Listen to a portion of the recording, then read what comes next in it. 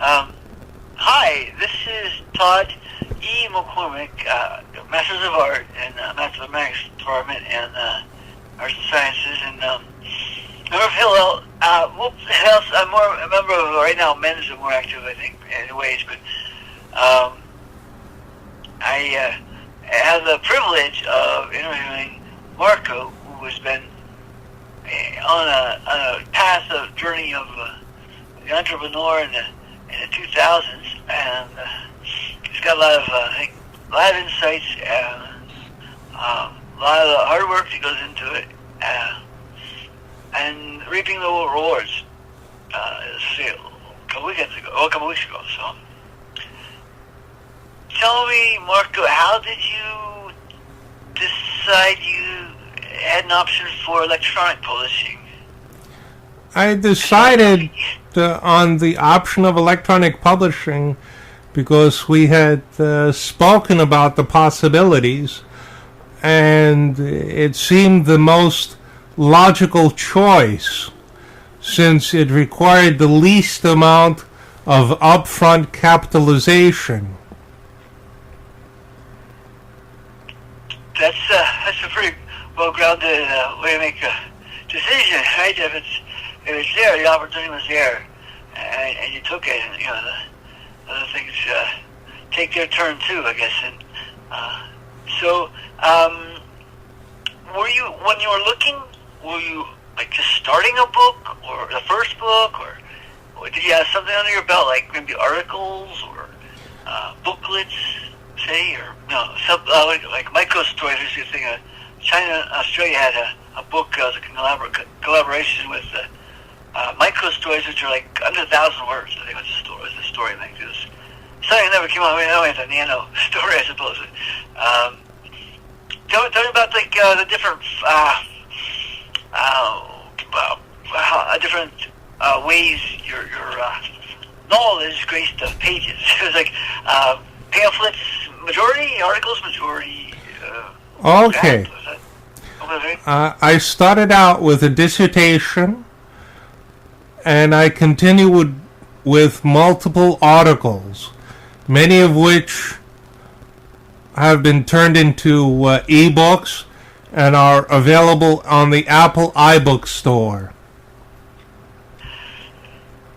The Apple iBook store has been your apple in your eye, right? I say it was very much responsive, right, in your works, I'd say, right?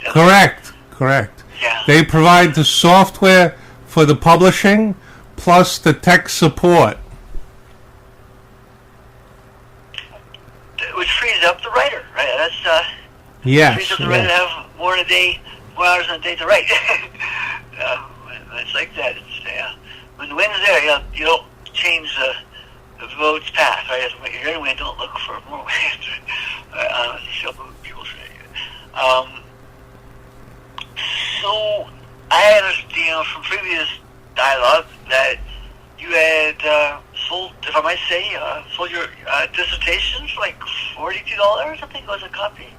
Is that right? Is that about right in there? Yes, that's about right. Okay, so in choosing pricing, well, my experience was in the old days to charge 5 times what it cost to print a book. So if it cost $1 to print it, like 1,500 run or something, you'd pay like $1.50 times dollar it's time five values. It was looked at as an approximation, and I always looked at it as, it might not be the only one, but that is just a way to look at it. So I guess, I was going to add, I used to teach at university, which is really called a business calculus, which is not so much proof, but application, basically how to read charts with some calculations in there, and we would come up models, different models for businesses, and try to enact on that sort of thing, and it became a practice. What I found was that applying it, oftentimes people think they only have like one choice in a business, and that doesn't go, nothing's going to go. But I found that it could be thought-provoking to go ahead and explore areas that might not be quote unquote in your field, but related enough that you would be able to make a good go at it. Do you feel like you're in robotics? I mean, there are related things to besides the raw programming, say, of robotics, or hard science, engineering with developing the casing and all the mechanics that manifested to create robots now. How do you think, like your dissertation, how do you think that influenced people's thoughts? Did it make any change, or kind of reinforce what was there already? It had to be some new growth for a dissertation. It's for the course of nature now. So, like, how, I guess, the consequences of publishing. You got some happy readers, I hope. Right? I'm sure you did. So, like, the heart of it is you write and get it out there. And you do other things like book covers, right? I mean, that's... Yes. Your own book cover? Have it... Yes, I've done book covers. I've also done book lectures. Oh, yeah. The workshop path, or lectures, yeah. Yes. Yeah, And really good location. In the case of my dissertation, when I had my dissertation published, no one wanted to accept it as an article for publication. Now, everyone is mimicking the research I've done. Okay. You said the researcher guide, or? No, everyone is mimicking the research I've done. Oh, okay. Okay, yeah, right. And isn't it like the Maverick? Any form, if there's some solution to be had, technically you have to go outside the solution, outside of the machine or box or aquarium, whatever you say, and outside the box, and bring in a Maverick, right, to find solutions. And at first the natives are restless, kind of thing, you think, and somebody's invading their privacy or land or something on this topic, geographical sense, so to speak. So you find people adjusting pretty quickly, right? And I feel like robotics, things do change rapidly. Yes. So, okay. Yes, and in my case, I've dealt with circuits that learn by example and mimic a brain in a box. Yeah. That rises. So the ethical questions come up, maybe. Ethical, maybe farthest thing. As a wet blanket, God forbid. We know there's always somebody there at the last minute with a wet blanket. So be strong. You gotta be strong, don't you, to walk through that, or come to solutions of it. So, like, when you're programming, you get a general program out there, and then feed in the idea that you can self-adjust. That's just to go with Asimov, with somebody, Heinlein, one of those science fiction guys, people, and have that as what is featured in fiction comes out to be in a real life situation now in 2010s, right? Correct. Well, yeah. And in my case, I actually developed an AI program that learns by example called the Exploder. And the Exploder actually wrote my entire doctoral dissertation, all 1,139 pages. Oh, wow. That is, you say, what, beyond tome. That's a Googleplex of tome, right? Tomes attached to that. My, 1,000+ pages, and like a standard font, so we're looking at, like, yes. A word count of like 100, like a million word count or something. Yeah, that's amazing. So how did you like feed it information for it to do that. I mean, it found out its own some empirical data, and then the information was fed into it through a reading machine that I designed and built and hooked into a network.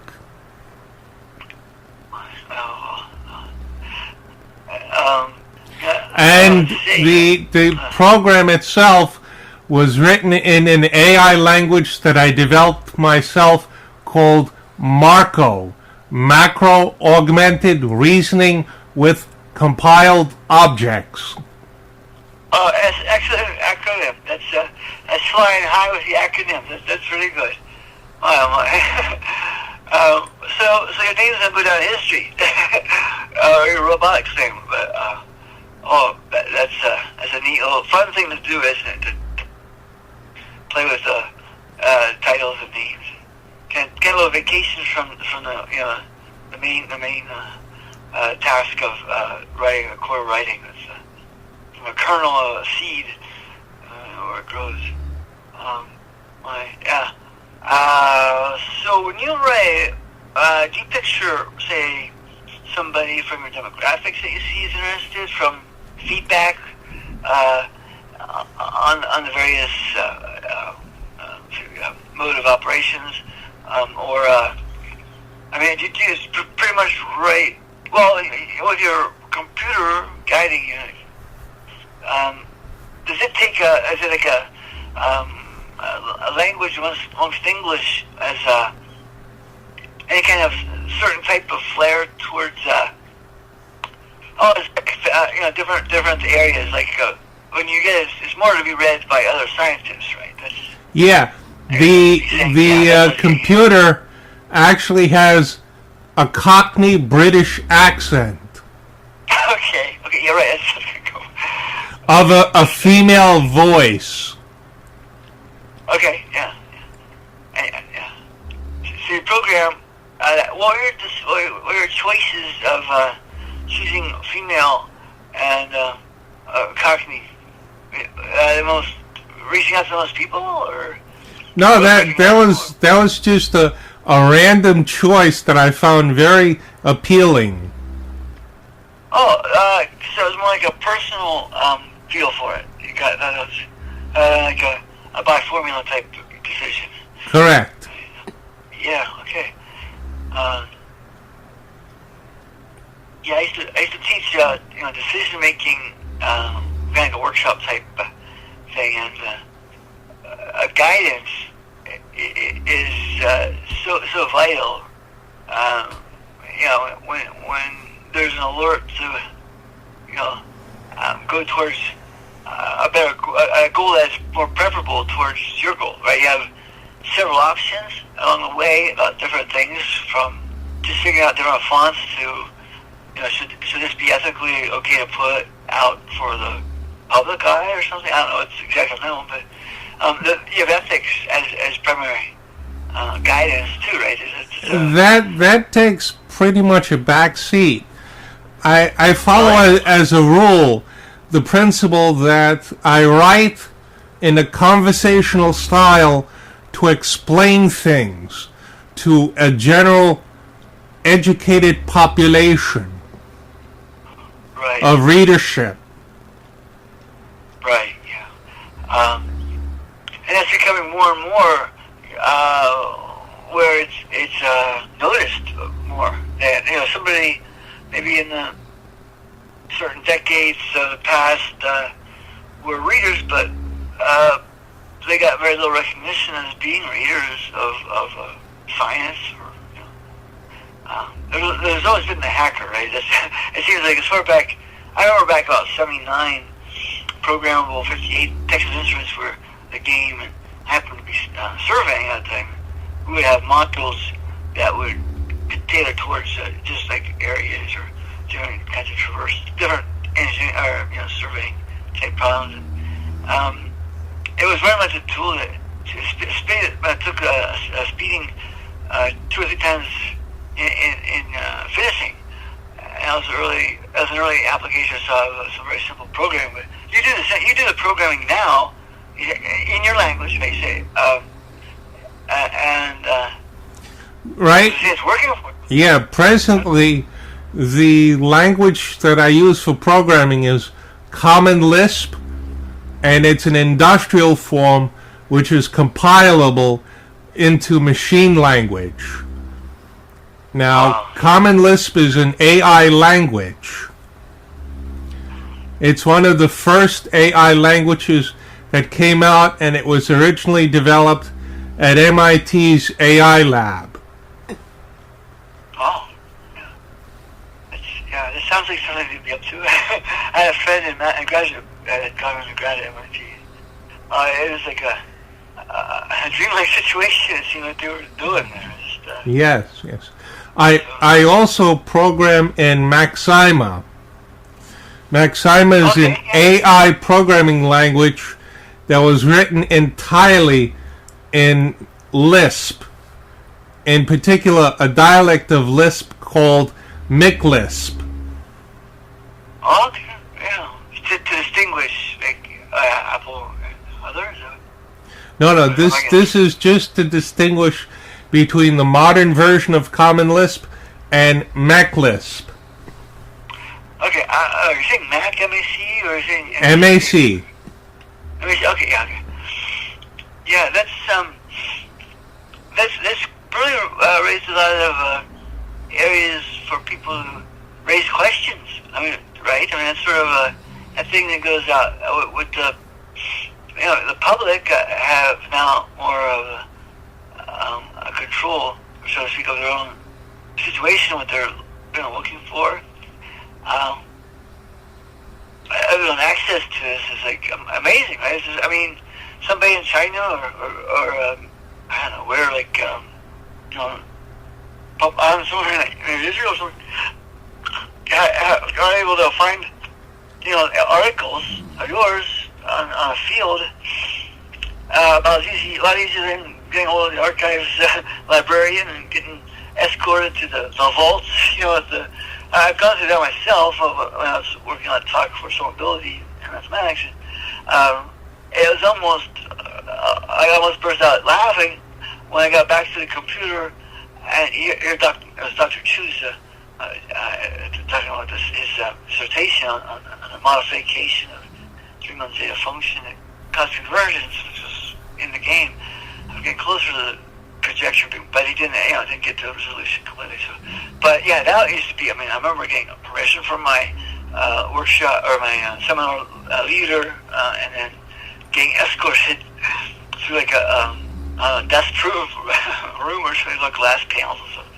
And she came out with the dissertation, Dr. 2A7. That's some conversions with the multiplier out in front of the functions. It's amazing. I got to give a talk on it. But yeah, I mean, access now to research is like so much not a barrier, right? It's just like yes. In particular, all of my research articles are available free from ResearchGate.net.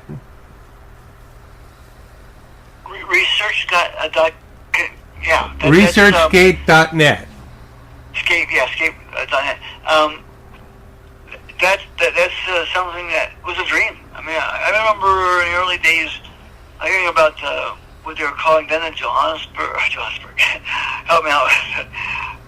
I'm a little bit of a tip of the tongue. Gutenberg.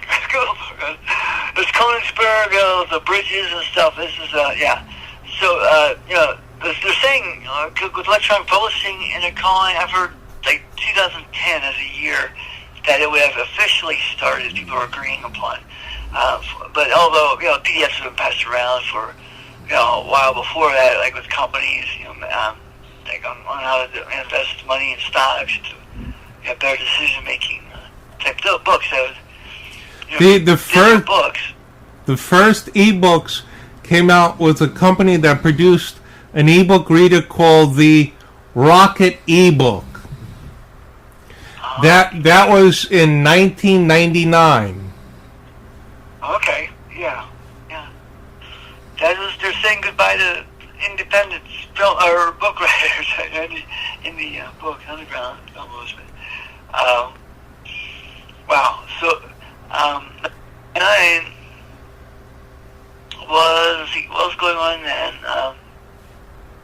Well, it was pre-2008, right? That was like, that's kind of a point of that year, time of, in a log of things. Yes, yes. Yeah, it was before, by like 8 years, right? So that's, are they're still in business or some such, or? They've gone belly up a while ago. Did they? Yeah. I had a few I was in contact with that, if it weren't exactly 2008, it was, maybe a cause or something, some residual effect.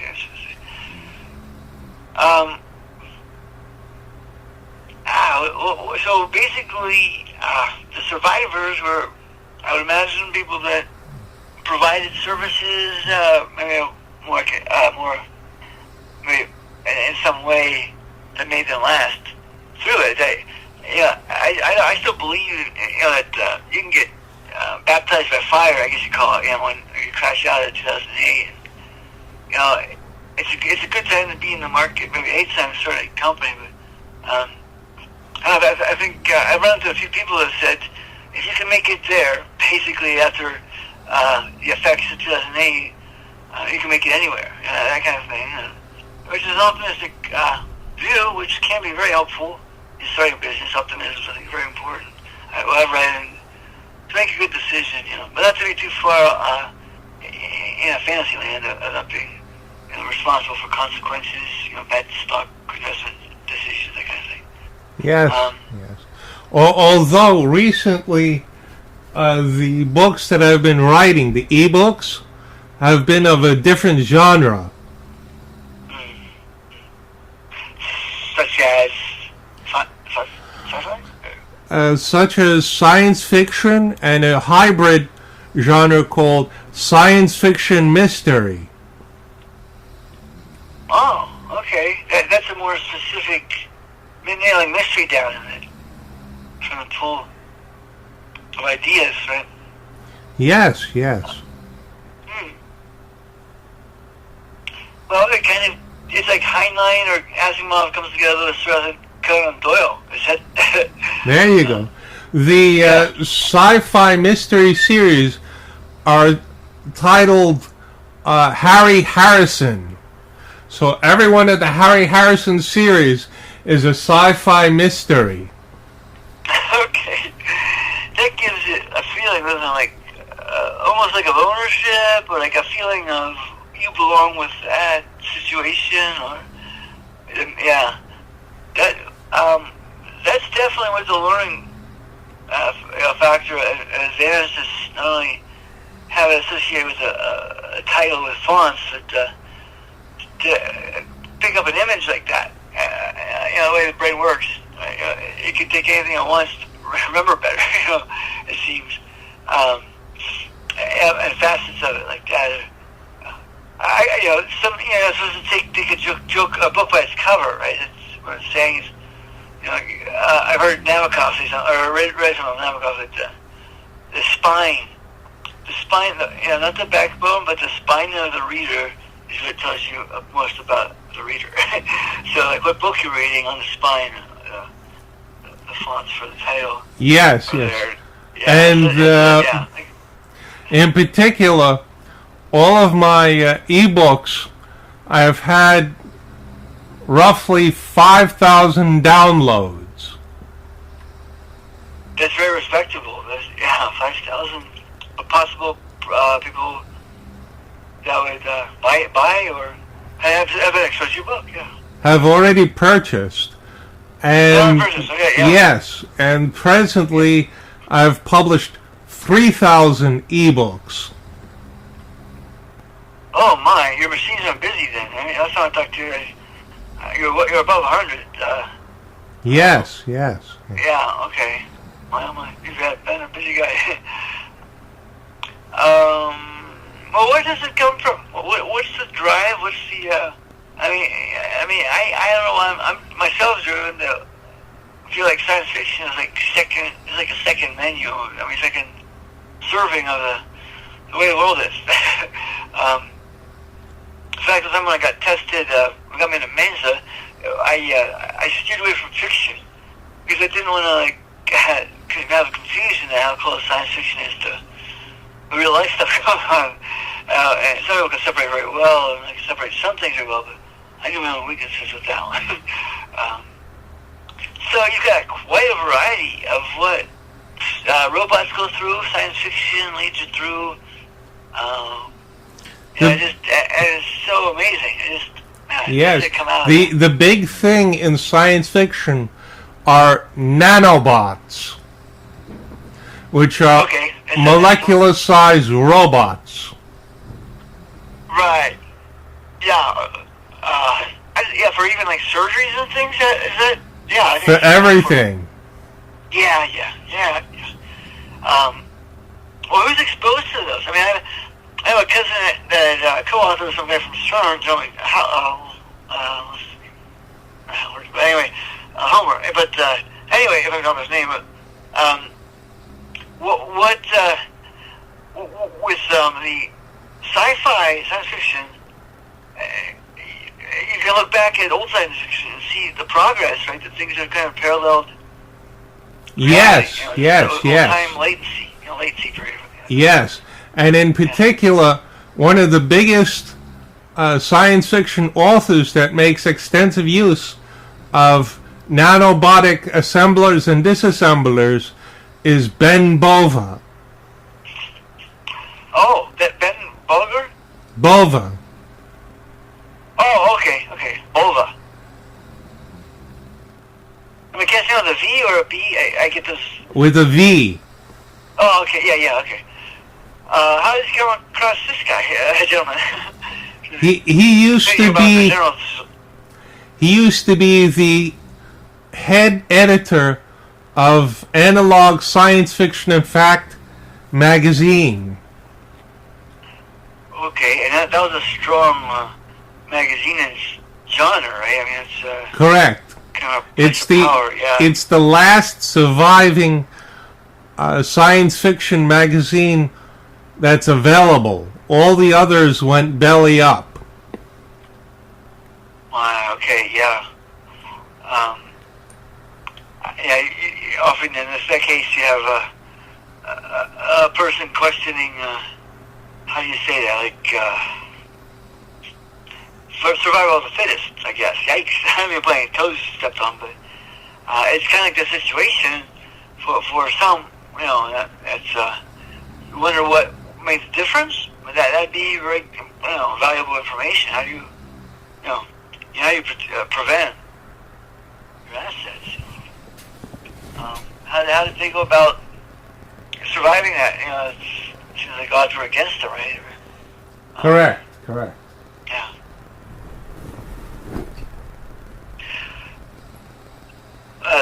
So when you work with that company, do you take them blindly for services, or do you try and give them some feedback?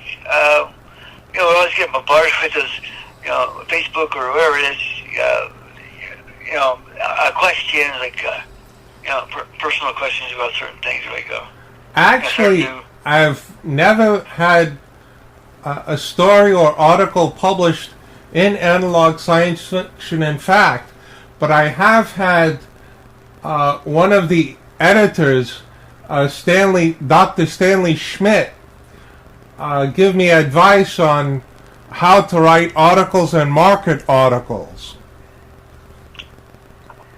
Well, that's a very valuable pair of tools there. Yes.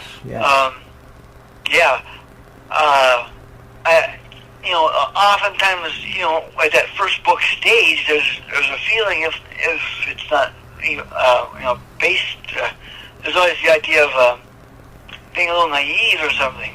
And a few things I've heard about that is that you don't have just one book usually in you, so or one genre. And this thing is, the point is that you got options, and there are tools outside the box to bring it back to square one. So tell me more about the business of how do you think? Was there like a special group of components to the business that carried them over? Is that what's like diversification, for example, was like it's so important in stocks that they say a group of 5 people or 5 groups diversify each one separately. What do you think the other companies could have done? Well, the other companies took the standard model for marketing, whereas Analog Science Fiction and Fact went through newsstand, through mail order subscription, and also through book clubs. Oh, yeah. And that, obviously, if you do what everybody else is doing, you'll get the same results, right? But you don't want to be doing everybody following it 2008, not everybody, but some, you wouldn't want to be doing what they were doing, right? It sounds like non-capitalist, isn't it? The democratic or something. Yes, that's one of those situations where, the bell curve thing on the edges, the tails, it's a gain for you to be working on the exception, right? Which is, exception now is like, because of, say, like the heroin epidemic, if you say something like that, it's like there's a chance to it that's healthy or not healthy, and hopefully you choose the healthy way to go. So you witness the company doing what everybody else isn't doing, and it works in the situation. Yes, it's a real call. It's a really good call to do that. It's hard to. Yes, they basically thought outside the box. Yeah. Time and time again, I was kind of a floater in research and mathematics during my graduate program, and I kind of wrote my own deal out. But like in numerical analysis and complex analysis and multivariate, there are all kinds of open problems out there, and they seem like maybe far off sometimes. But numerical analysis so many times can change the perspective of what's going on. When the ship's going down, it sure is nice to know as many perspectives, angles, point of seeing what's going on from different venues or different directions, vectors. How did you wonder, like, have they settled in now, and like are they still like fighting that and trying to keep it above water? It's pretty settled out for them now. It's been 10 years almost, 2008. Well, presently they're fighting as hell, and they're also offering electronic e-zine versions of their sci-fi magazine. Okay, yeah, it's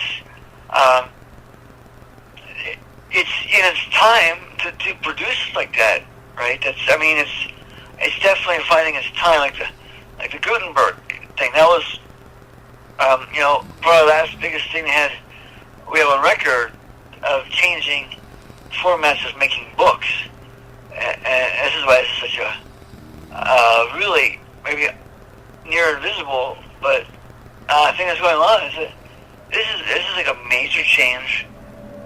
Just like the Gutenberg people went from calligraphy of the monks working so diligently at producing books of religion, and that was when the press came in.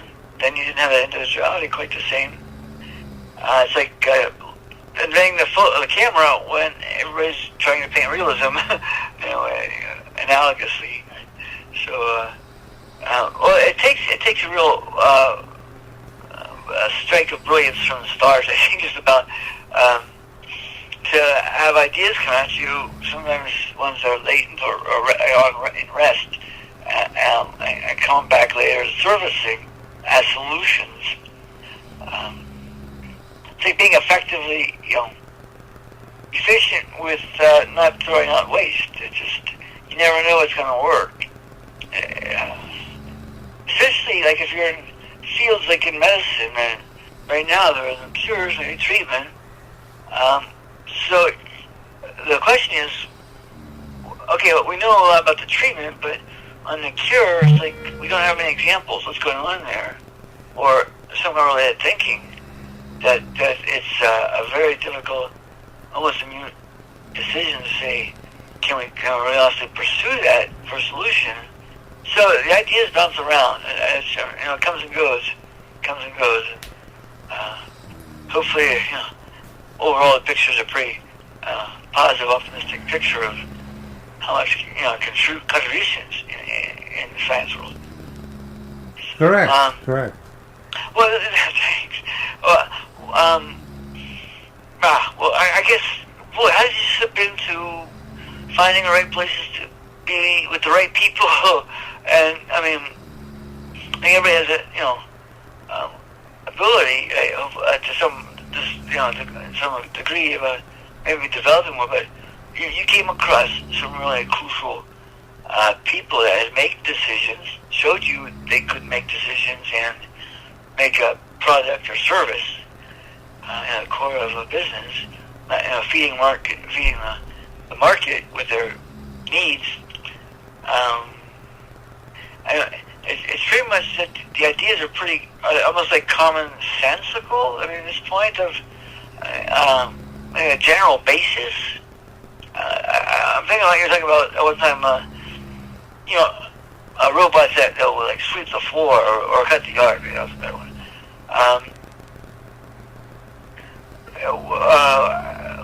To what extent do you have as a model doing the thing you wanted to do? Sense of the sufficiency, necessity. Is mother of invention. Is it necessary? I tell you, if you get yard mode not far enough, often enough, you can get a ticket, right? Or something. City council might show you a pass to say you better hurry up and mow your yard. Thank goodness for the robot, right? But the robot pays for itself often in many cases, right? That's a basic, I think, idea of automation. Besides the repair levels and costs, you have basic maintenance costs. Correct. I guess very minimal, right? Minimal? They're fairly minimal? I mean, I guess more? Up front, they're pretty much presently at a minimum, but historically, there have been very high cost involved. And historically, robots were fixed in placement machines. They were fixed into the factory floor. That is no longer the case. Okay, yeah. I understand that. I come from an area that was a big steel, close enough to Pittsburgh, to be a really major steel ironworking factory type. And that mentality of basics of a factory are like well grounded in a community. I think it comes to surface, and there are a lot of people that have had families doing factory work with iron, etc. And it's been the culture of the family, hardworking, male figure, and we don't have quite the same, I think, perspective if it's right or wrong. Just the robots are going to overtake the manufacturing world, right? I mean, it would maybe make them generate more. And that was the argument that they already have. In fact, presently, robots are actually taking over jobs that are formerly white-collar jobs in the office. Really? Okay. Oh my. As in, like, actual business decisions and, like, CEO type robots? They have what are called AI-based decision support robots that assist in business decisions. Okay. Yeah. Oh, I mean, it's really the organization of information in that sense, right? I mean, correct. To find it like very compact with the search engine, I don't know if you want to say search engine operations operators are. It's the task, of doing so well a job that nothing's lost, and effective information is beyond that, and add a gain to it. So it's, I know we hear about what often like Robert Reich or Seth Godin, two people on the pulse of where business is today. Not just alone manufacturing or other type, but how much how much do we give the future people that are involved in the future? How far do you get ahead? I mean, I always thought I was looking at Marine One Zeta summability and without just that, and as a grad school, it's kind of a pet problem to work on. In the meantime, you stumble all these other ideas, which are really interesting. But how do you know who to follow? I mean, if you're following anyone, you're basically your own leader, right? And that's sort of that, which means you take the input and the output. Well, what you have to do is do stochastic analysis and see which model from which person best fits the data. Okay, yeah. That data number is fairly an expectation that is stable, I'd say, right? And so you can measure other factors that might be not as stable. I don't know what's a good example of that. I think it was the second year I was in business, I got hit by lightning. And I was at the grace of God. I think it was costing $90 or something like that. My power supply was everything that got hit. It went right through, and my neighbor's house got the siding that melted. It was unbelievable. But my computer tech guy got things all going. It's like, I would never have computed that in as a possibility that's going to succeed at being hit by lightning. And that's just a stochastic type of an outlier or whatever. But so you follow the numbers. I mean, it's a science.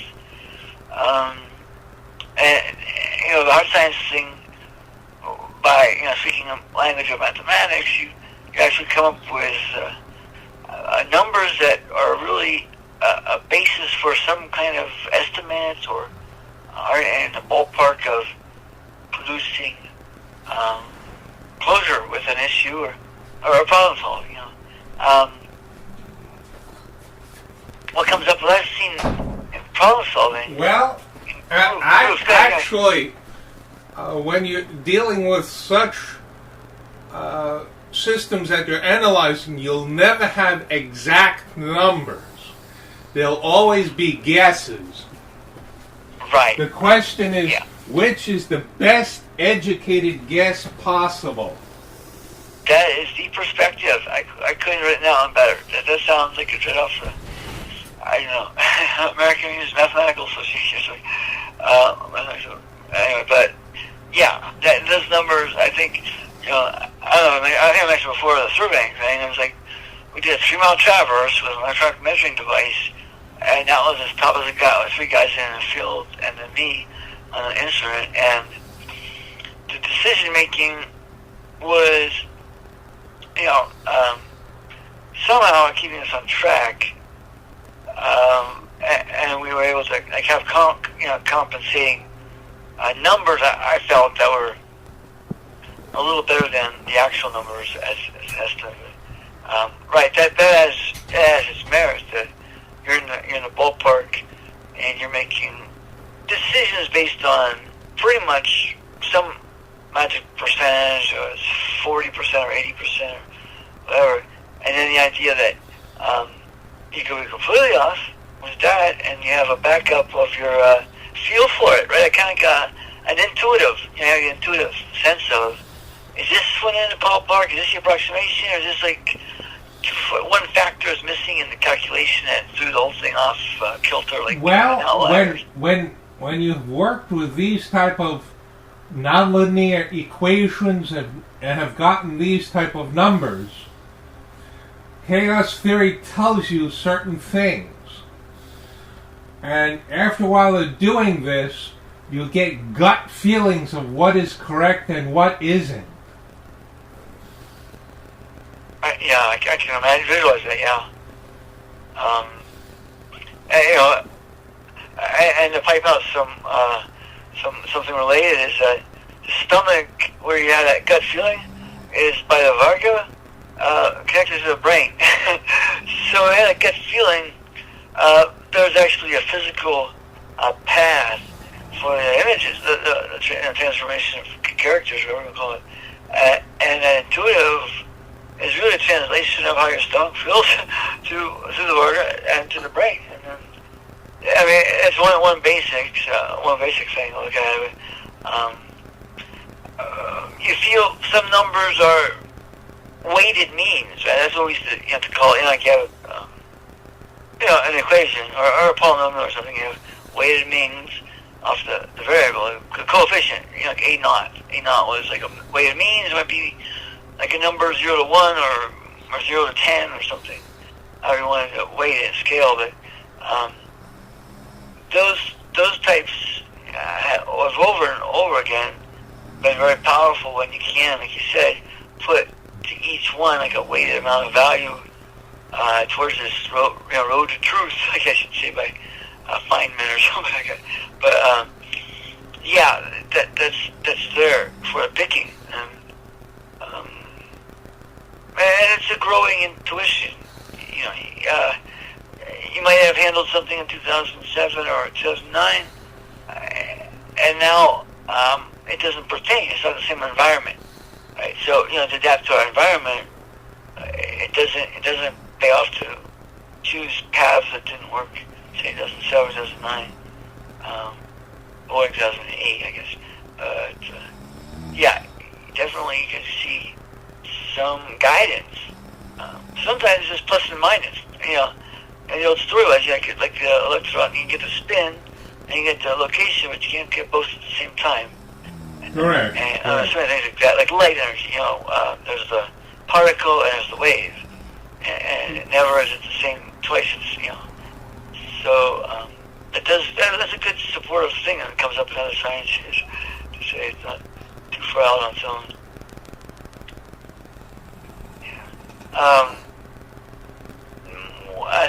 What contributed more to being more capable of handling, designing?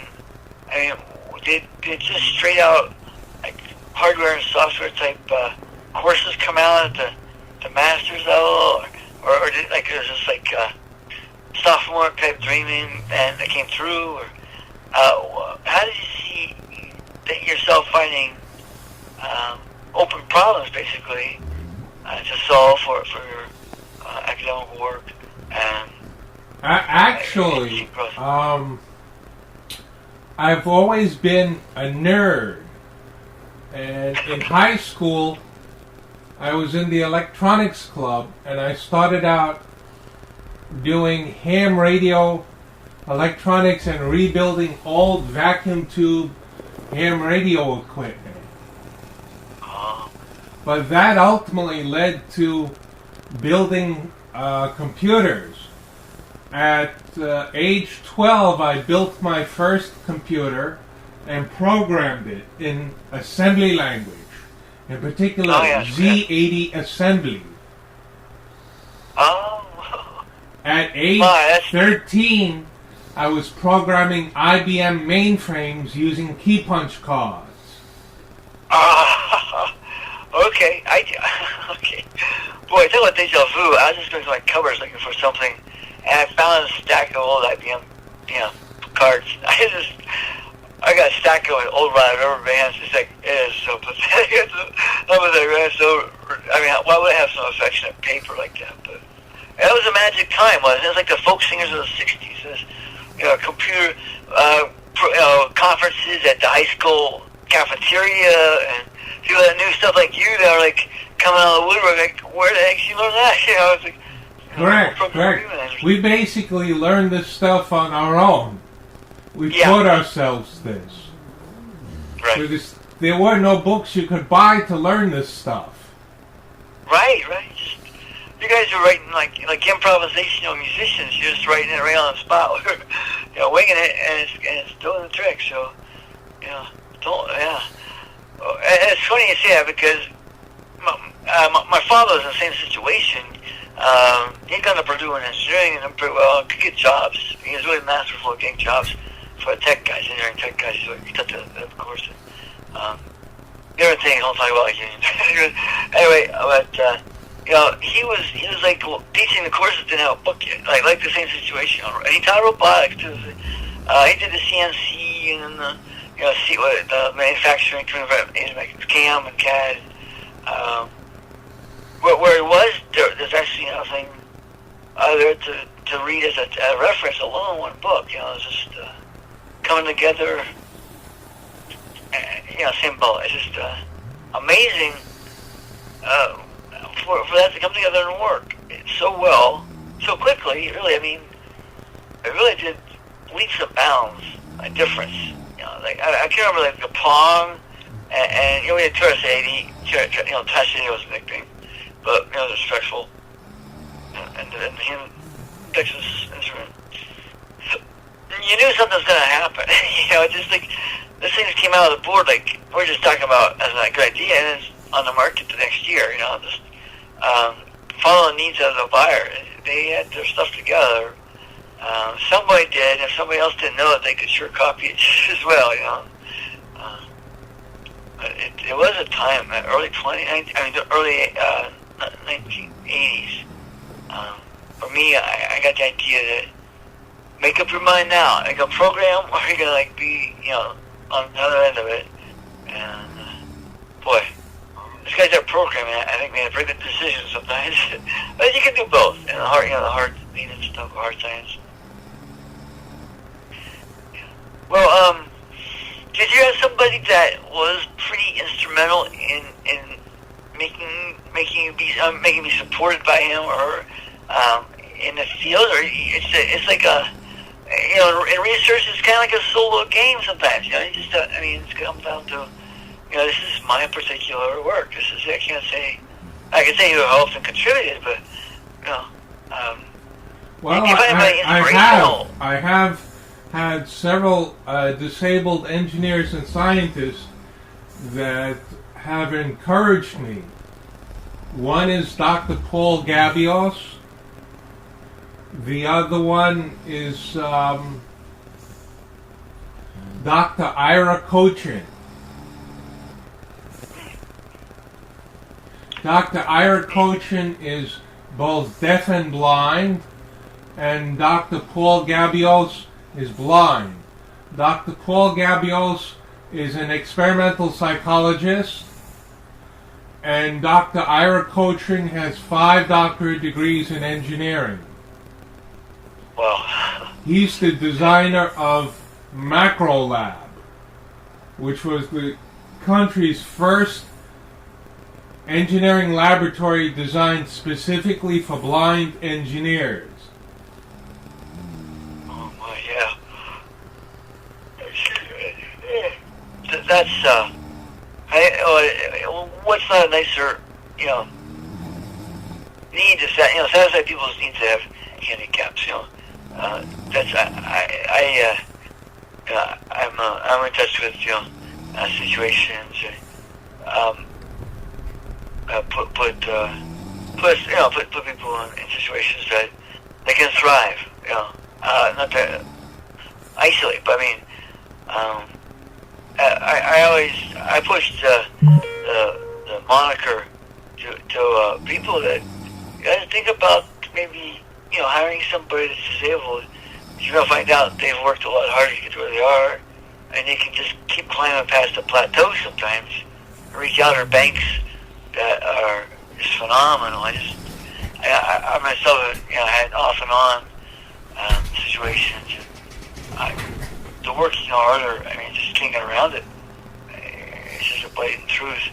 And dealing with it causes excellent problem solving as a part of it's everyday life thing. It's a way. It paves the way for communication. Right?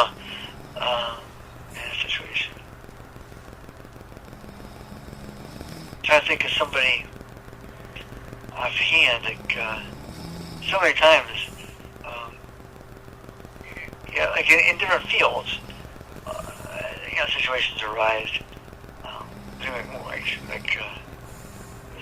Blanda, or George Blanda, that played football, right?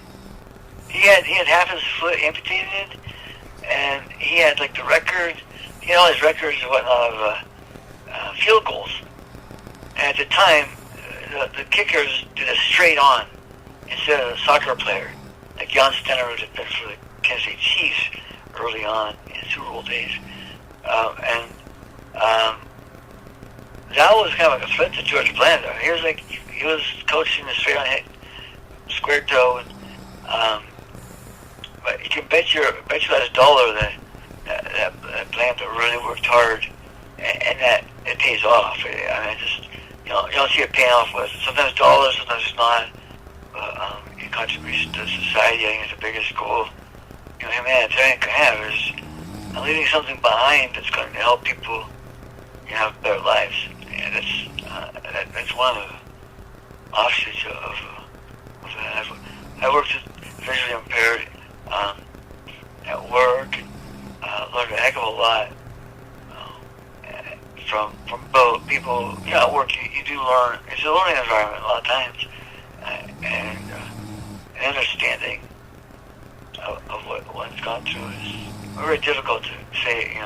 Exactly. I can know what you went through, but more and more you hear people saying, hire people who have disabilities. It's like they need to say, wait, this person does a really good job. You want to hire those kind of people. And like you said about the person that doesn't have anything, nothing in common with somebody? Is that, the model in business, is like, when you hire somebody, you don't want to hire like a clone of yourself, because you already got one to do that job. But you want to get somebody, or at least one person or more, that are complementary to what you can do.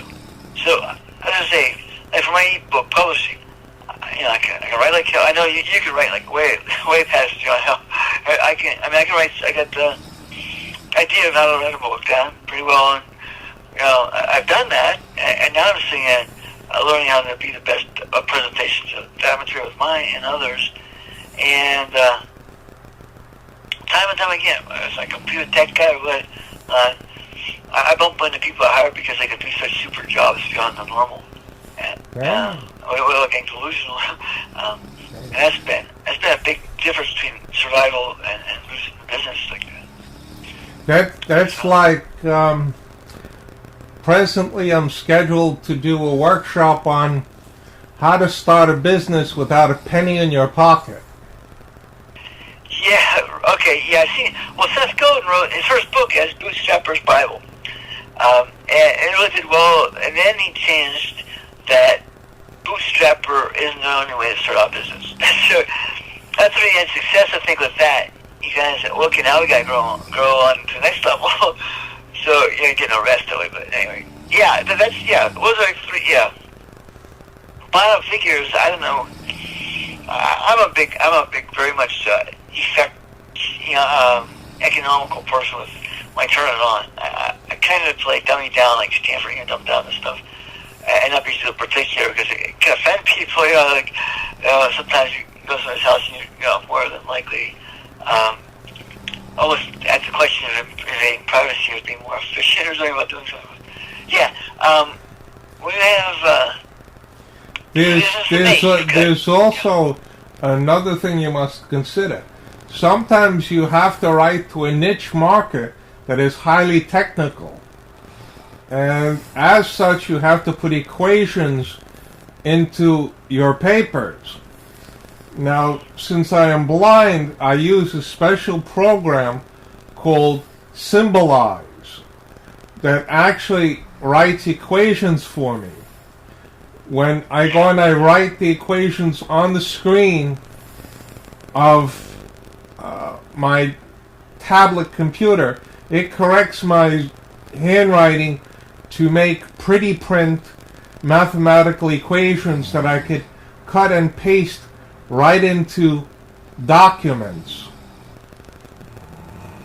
Yeah, that's using the holistic set of solutions for it. So that's, yeah. Oh my, yeah, that is a good example. And where do you go in to run the program? I mean, I was hooked on Sibelius, which is like it's a composition theory type person's birthright of a new world or something. But you have to run the equipment. You run out the equations, and as the things it's definitely not like that old spoof thing that it's going to take over and you got nothing there, as it's contribute to life while you're making a livelihood. Correct. Yeah. And in fact, I also compose my own music using Logic Pro X by Apple Computer. Yeah, very highly respected program. Pro tools. No, Logic Pro. Oh, Pro, yeah. Logic Pro right, X is called. Yeah. Logic Pro X. Logic Pro X. Yeah, Logic Pro X. Yeah. It runs what, $500 or something like that, isn't it? Is that about that. Yes, about that. Yeah. And it has to run on an Apple computer. Yeah. Yeah. Well, it's always been. I mean, since the earlier days, the Apple didn't have, to me it seemed to have common place as being a key operating service for like music, and it takes a lot of space, and storage. And the other would be like more like music and plays or movies or commercials. All those things hold that. Traditionally, Apple has had niche markets in education and the performing arts. More recently, they've developed niche markets in the sciences and engineering, since their machines are multi-core. That bridges the gap to cover the different tasks, that gives the individual an affordable version of a supercomputer. Okay. Yeah, those cars come back to haunt us, don't they? Yes. There's a play I couldn't type when I first took very well. I couldn't type very well. I had to let my skills go. I had a course at the university, nearby community university, and not the one, the public school. Boy, I mean, this stuff. I mean, it is a complex issue, but it seems to have a commonality that if you're on the right dragon's back, you can walk it pretty squarely. To make your decisions for Apple, I guess that was a big thing. And the dollar thing was a big part of it. It's kind of like, when it comes down to the dollar thing and making a decision, boy, it would be nice without that. Just make the best decisions for the job, independent of the cost. Actually, it was a no-brainer because Apple historically has always been blind friendly. Every one of their products, even their modern day products, are all blind friendly. All of them talk.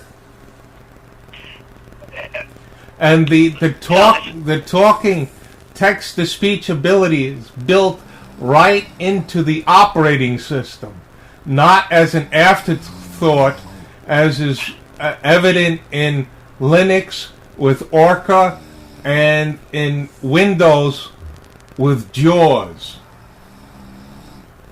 Yeah. Boy, I mean, you don't burn bridges, hopefully, but you go your own path, right? And Correct. Because he's back in the way, yeah. Correct. In fact, also, Apple is the only computer on the market that has built-in speech recognition that is built into the operating system. Yeah. Oh. See, that's a heck of a decision. Where you're relying on, is this the right thing to be doing? It is. Despite that it might cost a little more to do, or that comes back, I think, in that dollar sign. But what it does primarily is makes the needed decisions, and applications to make progress for your buyer. Buyer has his needs satisfied, and whether or not your cash that year says this investment's too much to make it worth manufacturing. I'm not saying just get it, but to make the decision to manufacture it or whatever, produce it, and people get immediate needs satisfied with it. Like the first year, say, but 2, 3, 4, 5, years down, that pay extra whatever it cost is paying for itself because you supplied the need, and it continued for 3 or 4 years later. It's like the books you sold. You've got two days. I know about 2 different time intervals, and to do that initial investment and reap their benefits. And how else? I mean, like when your competition is there, you can see it. I don't say competition is like you're both progressing. You both are progressing, and what your needs are is that you get that quenched by Apple's new stuff. You're not just set for the way the dollar sits for that moment, but thereafter, efficiency. How long can you go without a rebuild? Or that kind of deal. It's like taking it for its maintenance, and you've got a machine that costs maybe twice as much, but now it's like 5 times the length of using it or something. There you go. You can improve on those ideas, but that's internal flux of it, the flow of it. I lived a really good, like I said, my dad was in engineering and robotics, CAD/CAM, lots of, and his thing that he had learned before working for manufacturers is that don't buy what you need till you need it. And I did that. I did the wayward son thing. I've done it so many times. I don't know how I can take it, but we still have a good conversation. We have a good relationship now. But I really believe that I could see the project 3 months from now, or 6 months. Maybe I had like a real drop in the bucket idea, but how many times it came true that I would get supplies, materials for a project in 3 months, and by the time 3 months came by, well, too bad. That's already done, and it's on the next idea. And it happens that you can get ahead of it. We've done a number of developments for housing, suburban type thing or size. You get solutions and you modify them, and your decisions are for not just that day, they're for 5 or 10 years or longer. And I guess you get what you pay for. I kind of look at it like that. It's like sometimes that's really ringing through to me. That like a simple idea of any decision making in business. I made my decision up one time and say, besides food and clothes, anything I buy, I'm going to have some ability to make money from it. This is how it worked out. I was like a hippie grunge guy in the early '80s, But I was like ghost and climbing and the nature life type thing. And my efficiency comes from that. I was like, zapping through that idea, but how many times do you make decisions, and it doesn't really matter what it is, it just comes to a certain classification of the characteristics of the decision. And again, like say the eyeglasses, you can get, a pair of eyeglasses, and what meets your needs? Well, maybe bifocals, but I'm like aesthetically wanting those lines because it shows old age or something, and that's on the market, and it's there, and these other things come up, and you see what fits all of your criteria. And it's amazing that we can think it all. I guess that's what it comes down to. You can take one idea, I don't know how many times, and divide it into 5 different ideas related. So, like with your computer robotics, you're looking at the kernel ideas, the ones that come forth from seed and yield benefits. And then the intuitive, I guess, would be the farthest away from it, and then everywhere in between is there. So, yes.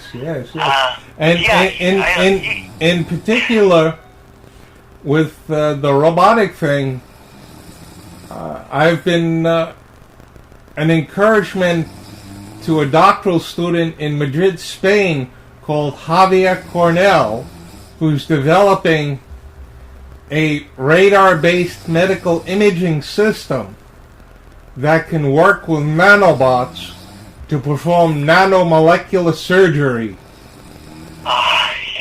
And the system is in its preliminary stages and is proving to be quite successful.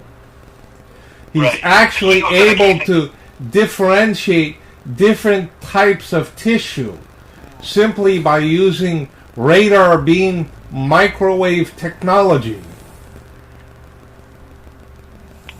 Yeah, I mean, I got a couple ideas running through my head right now to think about that, but I took a workshop, electronic music, at Oberlin College, almost like summer of '96 or something, and I was talking with an old retired gentleman in acoustic engineering, and the professor who gave the seminar was Nielsen, Dr. Nielsen, and Nielsen said that there was no trombone that had been converted to MIDI yet. And I thought, I did this land surveying with the electronic measuring device, which was such a big help, and it's really made a big impression on my life, and about technology really making it more humanitarian of a world, and less like a mechanical, heartless world. But really, the heart of it stays together. Anyway, a long story, this is working for that and the other, and paid off that, decision making is a vital part of it. Just without that, and that's a thread there somewhere too. But you have the everything between of intuitive to textbook visuals, 01, Boolean algebra, whatever. Yeah. How do you say to a newcomer, quickly, you should be doing this. There's a lot of benefit to this. It's going to contribute not only to humanity, but your pocketbook, right? Whatever generation he's from. You don't prey on the newcomer, but there are a lot of people that are enthusiastic about, getting in on the action, so to speak.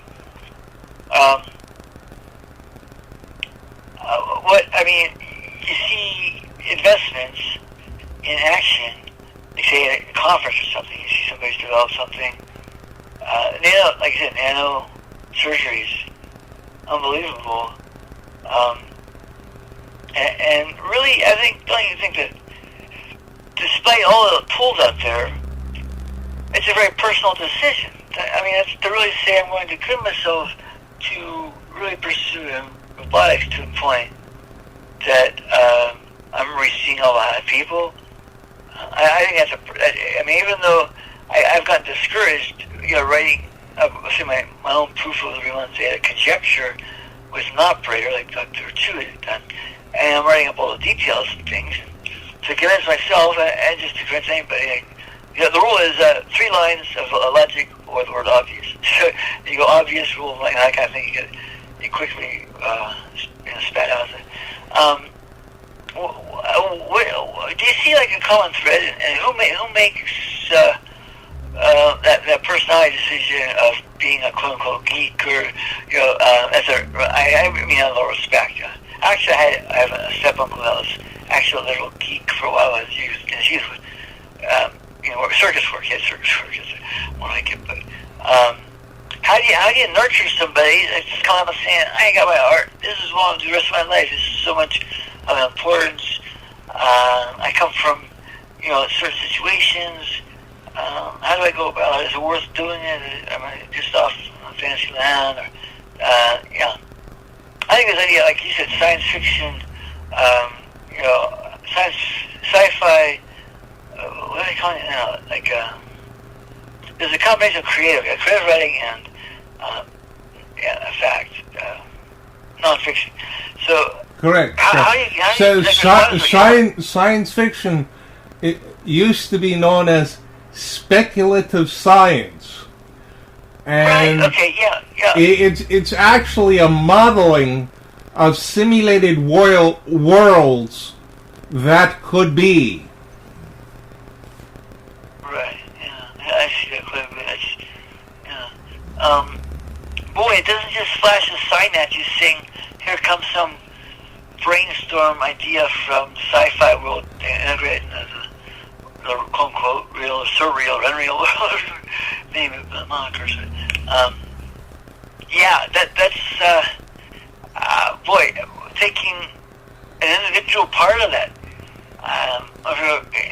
With Life After Music again, Brian Eno was someone that really contributed a lot, and I've seen interviews with him.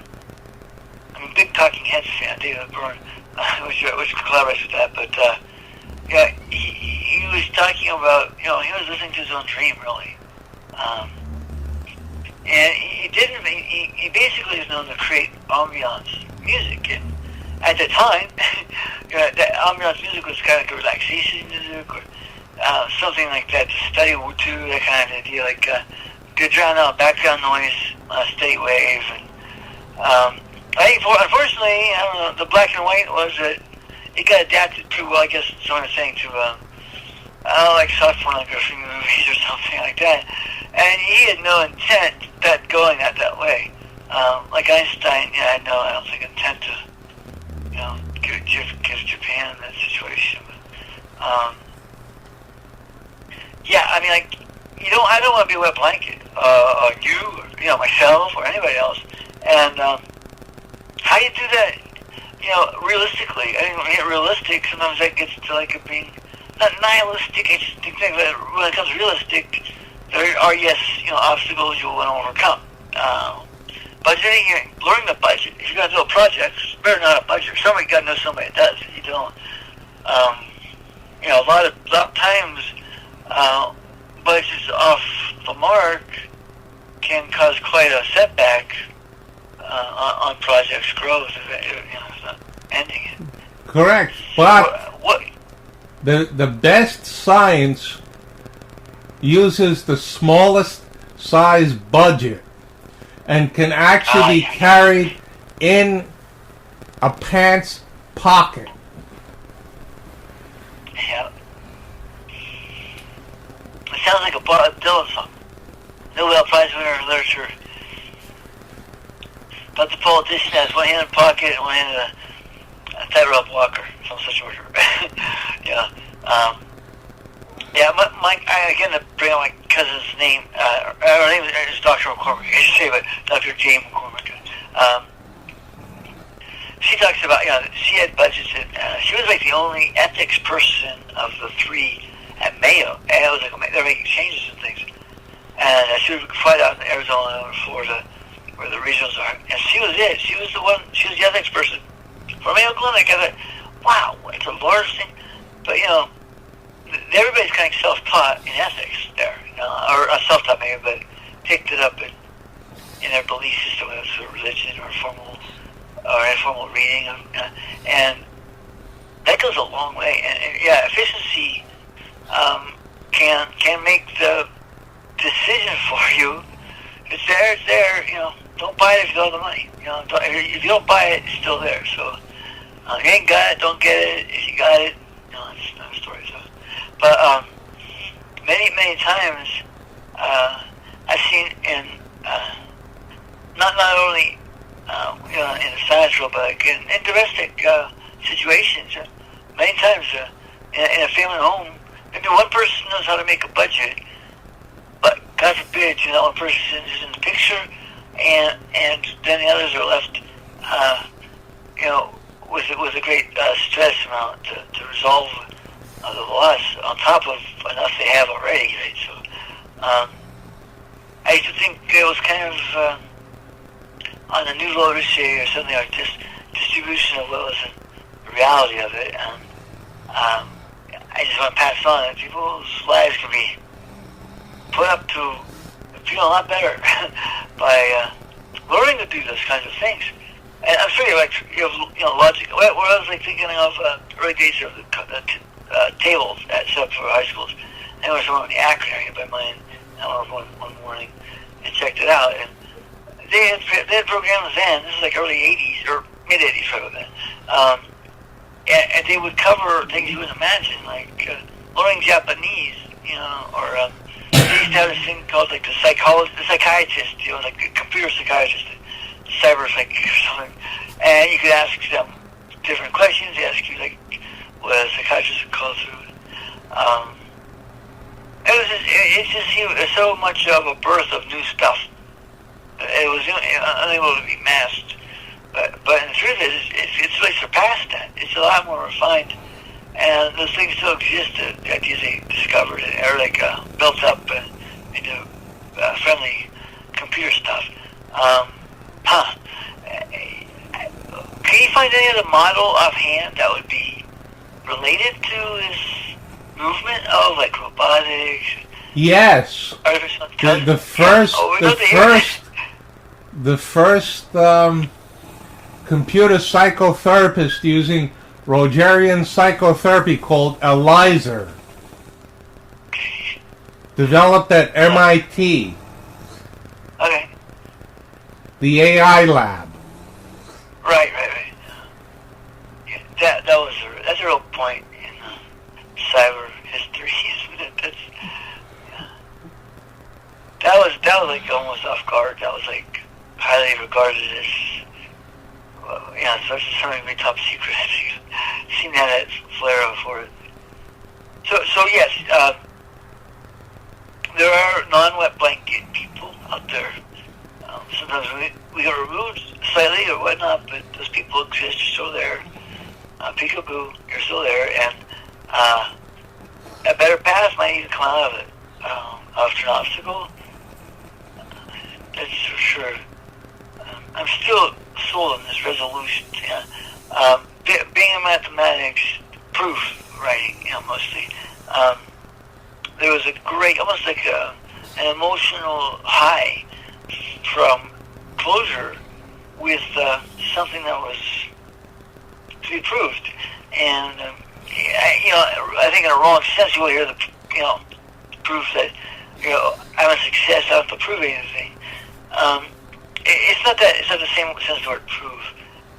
It's like to me it's like too much shy of how spirituality this thing can be.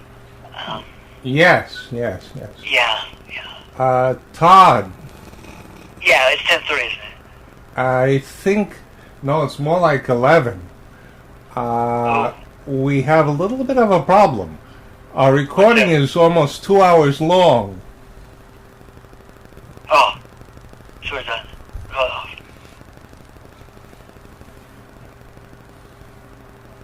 Okay? Okay. Yeah, you go ahead and take the bull by the horns. Okay. Todd, we'll be back. Thank you for interviewing me. so much a pleasure, you know. I love to not be a wet blanket. And that brings in like some really open fields for study. So the skies are the limit. Or unlimited. Yeah, thank you very much for the opportunity, and I hope a lot of readers, I hope every one of them, you know, with 8%, we're glad, but 20% out there next time maybe, or maybe in the meantime.